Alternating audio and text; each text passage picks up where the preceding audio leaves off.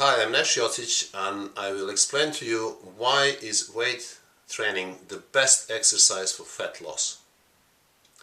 When we talk about fat loss, not weight loss, we have to understand that there are two major factors that will actually help us achieve our goal. Factor number one is the diet. Unless diet is right, no exercise will help us lose fat. So diet has to be right, and diet has to stop us accumulating new body fat, but in the same time the right diet has to force the body to use body fat as the major source of energy. When we start proper diet, which will allow to burn body fat, then exercise can contribute even further to fat loss and make us achieve our aims with great results. So let's see now, what do we know about exercise? So when people start talking about fat loss, obviously most of us believe that, oh, if you want to burn fat, you need to do exercise which burns fat, which is actually cardio. Low intensity, long duration exercise which burns predominantly body fat, like fast walking, biking, jogging, running and similar. So while that makes sense, and it's true that this type of exercise does burn predominantly fat, the truth is actually on the other side. So in order to understand why this is not so simple, we have to look into metabolism. In order to find out answers, we have to understand how metabolism works and how will increased metabolism help us burn body fat. Let's look first at so-called cardio exercise, which I prefer to call low intensity, long duration exercise. When we perform low intensity, long duration exercise, we do predominantly body fat, although we burn other sources of energy like glycogen and amino acids as well, muscle tissue, but predominantly we do burn body fat. But we do burn excess amount of calories in a certain time. Let's say, for the sake of an argument, that a person who weighs around 200 pounds burns 600 calories per hour while jogging. Person will burn that amount of calories only during the exercise. After the exercise is finished, metabolism will come back to normal and person will stop burning extra amount of calories in his rest time for the rest of the day or in next 24 hours. And this is the case with cardio exercise. You will burn calories only while you are doing your cardio exercise for 40 or 60 minutes, whatever. Now let's have a look at high intensity weight training.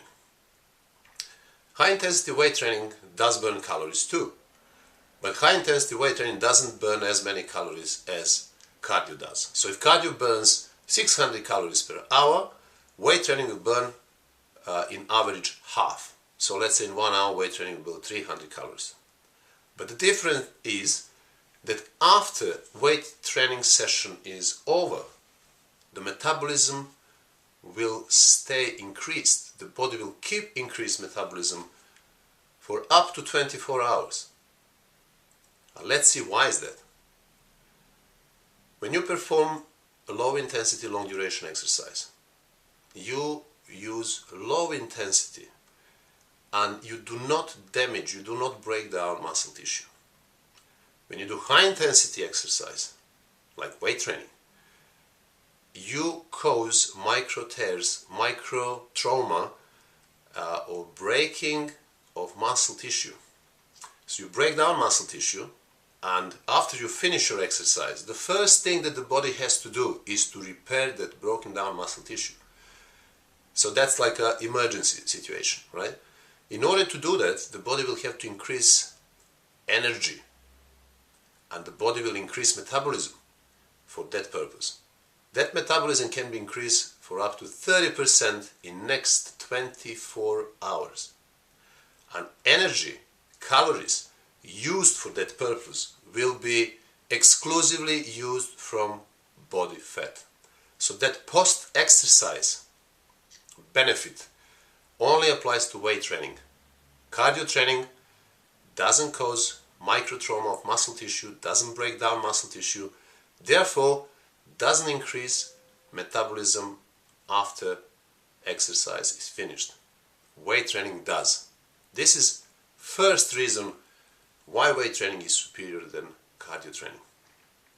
Let's look at the second reason. Second reason why weight training is the best for fat burn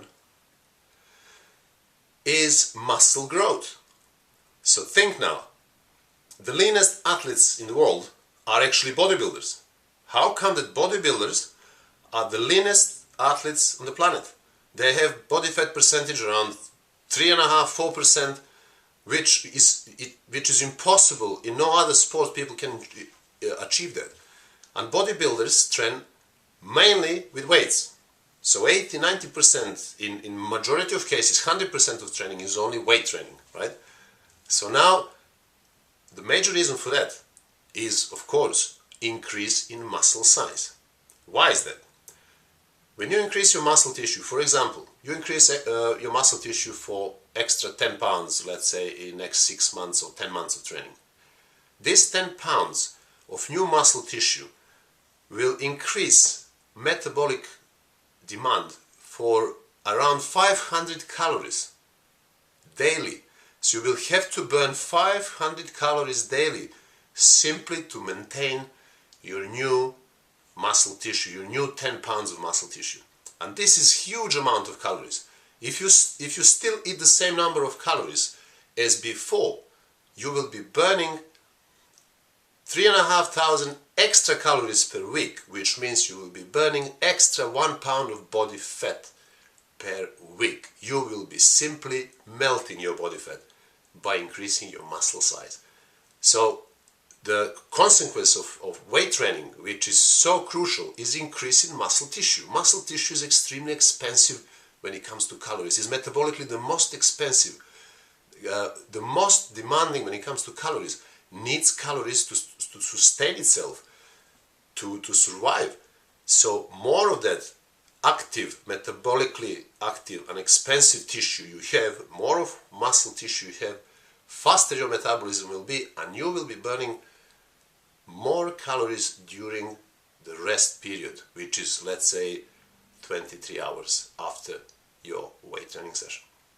So now let's look at the factor number 3 that makes weight training so superior when it comes to fat loss.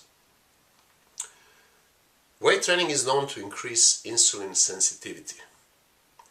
Once insulin sensitivity on the muscle tissue is increased, the body is more inclined to use blood sugar for creating glycogen rather than storing it as body fat. So people who are gaining muscle tissue, people who participate in weight training, they increase their insulin sensitivity. This is very healthy as well. It's not just it's not just about fat loss, but it's very, very important. Insulin sensitivity. So once you increase your insulin sensitivity, the body will store most of blood sugar into the glycogen stores and less into the fat stores. So you will be preventing fat accumulation simply by increasing insulin sensitivity through weight training. I mean, it's that simple, isn't it? And this is factor number 3. So let's look now at the factor number 4. Factor number 4 that makes weight training so superior, again, when it comes to fat loss, is to do something with insulin sensitivity. Once insulin sensitivity is increased, the body will produce less insulin and in the same time will produce more glucagon. Well, insulin is a storage hormone which stores body fat. Glucagon is burning hormone. Hormone that helps the body use glycogen and use body fat in order to make blood sugar. So while insulin has that role to store body fat, glucagon helps the body unleash energy from the liver and also from the body fat through effect on the enzyme called hormone sensitive lipase, which simply unlocks free fatty acid fatty acids from fat tissue and allow them to be used as energy in the bloodstream. So now you know 4 factors that make weight training so superior when it comes to fat loss. So first of all, this is the microtrauma and breakdown of muscle tissue that can only be caused with weight training that directly increases metabolism and therefore fat loss. 2, you increase your muscle tissue. By increasing your muscle tissue, you increase the demand for calories. You increase your metabolism again. Number 3 is increased insulin sensitivity, which means more blood sugar will be stored in glycogen rather than in fat store.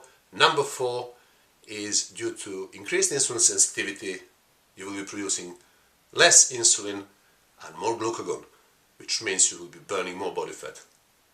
So if this is not enough to convince somebody about superiority of weight training when it comes to fat loss, let me just say another thing. While performing cardio exercise, you will be adapting to the performance. An adaptation will result in you losing your white muscle fibers in order to make running, jogging, biking easier. You don't need white muscle fibers when you perform cardio exercise.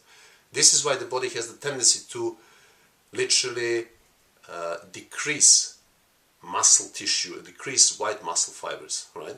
By decreasing muscle tissue, by decreasing white muscle fibers, you will be decreasing your metabolism. So in long term, you will actually slow down your metabolism. And any weight that you will lose through cardio exercise will be mainly muscle tissue and less body fat. On the other side, you have weight training. You have completely opposite scenario. You have muscle tissue increased, and muscle tissue, new muscles are there to stay. They're not gonna go away. So as long as they stay, you will be burning more body fat due to increased metabolism, due to increased insulin sensitivity, due to increased glucagon production. And for me, it's clear. For many people, it's clear. For people who exercise with weights and who are lean constantly 12 months per year, it's very clear. And I hope that this is now clear to you too.